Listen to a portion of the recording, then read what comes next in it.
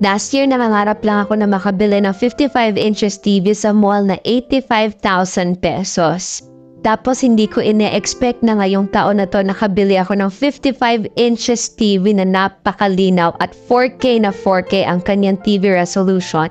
Grabe talaga ang bait ni Lord dahil alam niyo ba na discover ko itong TV na to sa Kuka. At itong TV na to ay brand new ko nabili na murang-mura pa. I bought this for almost 18,000 pesos only. Tapos 55 inches na. Kuka is the newest brand of television that has a very eye-care TV, flicker-free, low blue light, Chromecast, at Dolby Audio with 4K and 1080 na napakalinaw na resolution sa TV screen. Well, a lot of you are asking me paano ko nabili to. They have a shop